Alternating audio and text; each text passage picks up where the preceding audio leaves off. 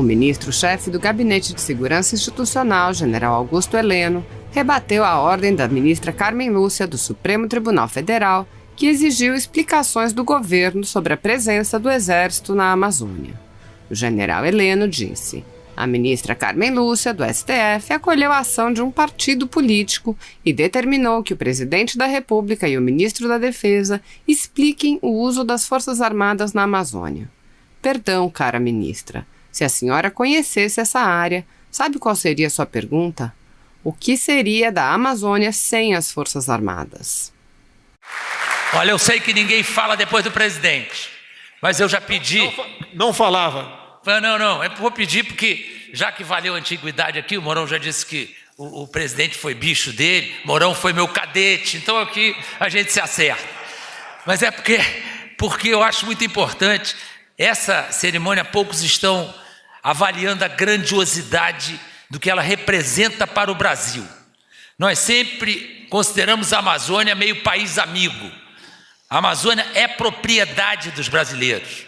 E nós precisamos pensar na Amazônia e pensar grande, porque ela é gigantesca, e entender algumas coisas. E uma delas, muito simples, é o brado de selva. Da onde nasceu o brado de selva? Um homem que contribuiu decisivamente para que a Amazônia aparecesse para o Brasil inteiro foi o coronel Jorge Teixeira. Ele criou o Centro de Instrução de Guerra na Selva, nos idos de 1965. E o Centro de Instrução de Guerra na Selva é hoje um exemplo de centro de instrução no mundo inteiro. O mundo inteiro reconhece que nós temos o melhor combatente de selva do mundo. E essa história de melhor tem que se estender para toda a Amazônia. Não adianta nós termos só o melhor combatente de selva. Nós precisamos fazer da Amazônia alguma coisa que nos orgulhe profundamente. E o brado de selva nasceu na época da construção do Centro de Instrução de Guerra na Selva. O coronel Teixeira, Jorge Teixeira, famoso Teixeirão, foi prefeito de Manaus, depois governador de Rondônia, 2 missões que ele cumpriu de forma admirável. E o Teixeirão, ele era avesso a qualquer burocracia, ele detestava papel. Onde ele passava, ele deixava um rastro de destruição na parte burocrática, na parte de papelada. O outro que vinha depois dele tinha que dar uma ajeitada no terreno, né? Foi o que aconteceu com o general que foi o comandante do SIGS, depois dele comandar 5 anos, teve que dar uma ajeitada na administração, estava tudo de cabeça para baixo.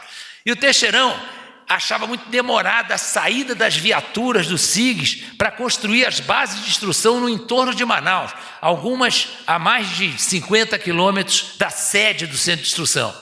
Então ele adotou o seguinte: as viaturas que eram do centro de instrução, quando passassem pelo corpo da guarda, não precisava anotar o número da viatura, quilometragem, quantos litros de gasolina, bastava falar selva, tá?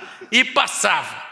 Então nós vamos agora fazer uma homenagem a essa Amazônia, que naquela época já pensava em ter a grandiosidade de João Mourão de assumir isso, e a grandiosidade do presidente de bancar essa iniciativa. E vamos fazer um brado de selva aqui. É o seguinte, eu vou dizer o seguinte: tudo pela Amazônia e em seguida a gente fala selva. Agora tem que ser com vontade, não pode ser aquele brado de selva, né? Então, brocha. Tem que ser um brado de selva para valer, né? Então vamos lá. Tudo pela Amazônia? Selva! Acho que pode melhorar. Tudo pela Amazônia? Selva!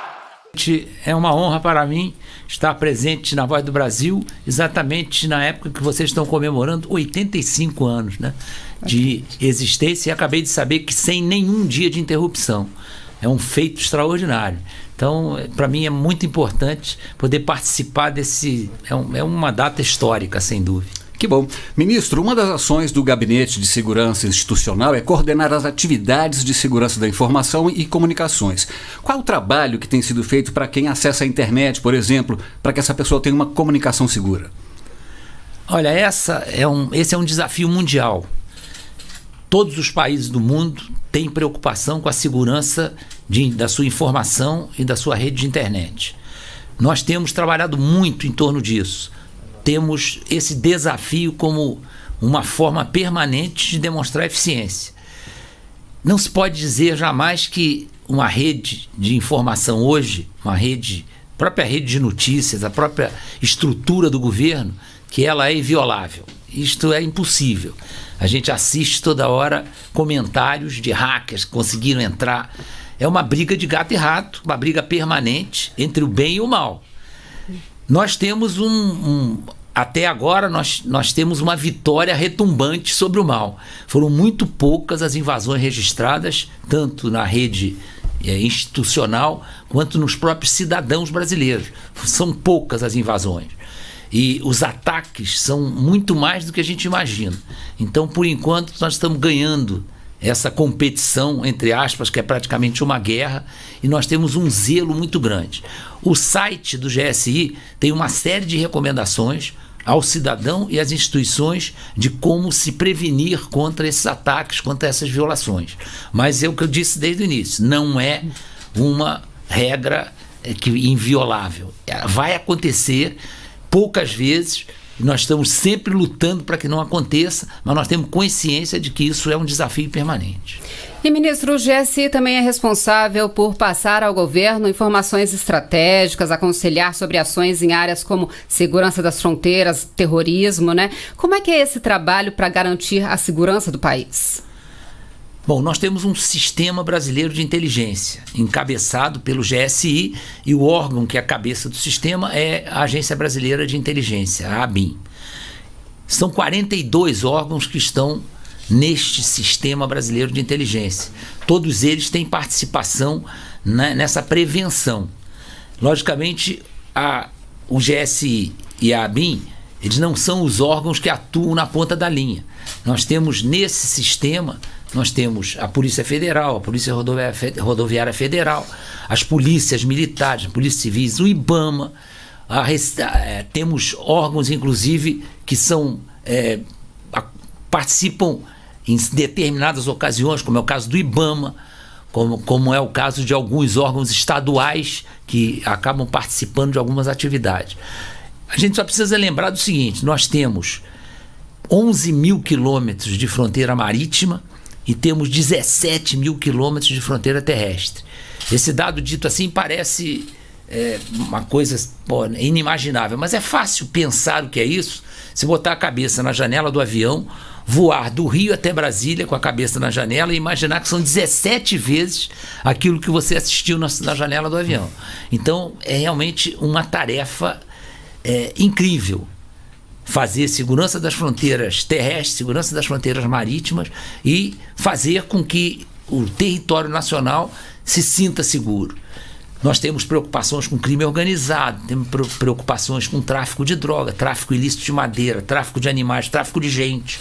Isso tudo está dentro de um contexto de combate aos ilícitos transfronteiriços.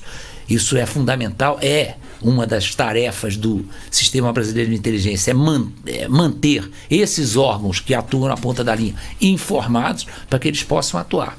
Mas a gente sabe a grandiosidade dessa tarefa e cada vez nós estamos procurando nos aperfeiçoar mais. Temos consciência que esse tipo de atividade depende de apoio tecnológico. Nós não podemos confiar só em gente.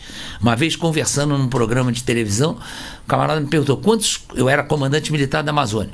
Quantos militares só tem na Amazônia? 30 mil. Eu falei, se botar todos eles na fronteira, é ridículo. 30 mil, se você considerar a envergadura de cada homem 2 metros, se você botar todos de mão dada, dá 60 mil metros, 60 quilômetros. A fronteira tem 17 mil, então é uma teoria completamente, já nasce falida. Auriverde, pendão da minha terra, que a brisa do Brasil beija e balança. Tu, bandeira querida, deixaste de imperar altaneira e imponente na fachada de muitos prédios públicos, de empresas privadas e principalmente de inúmeros colégios.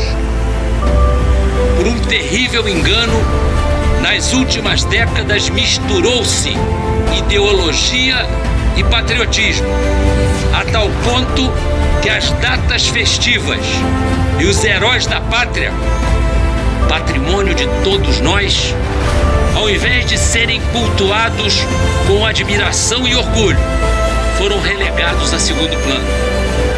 Queremos que, movidos pelo teu magnetismo, mestres e alunos voltem a fazer ecoar pelos pátios escolares o som inconfundível e vibrante de nossos hinos pátrios. Queremos que as crianças brasileiras aprendam a ver em ti um espelho das virtudes de cidadania que todos devemos cultivar: honestidade, probidade, respeito à infância e aos mais velhos, amor ao próximo, crença no estudo, no trabalho, na retidão e no caráter. Queremos ver-te reconhecida em todo o planeta como o símbolo maior do país da alegria, da convivência pacífica, da natureza pródiga, mas também da pujança econômica, da distribuição justa de renda, da igualdade de oportunidades, da cultura e da justiça social.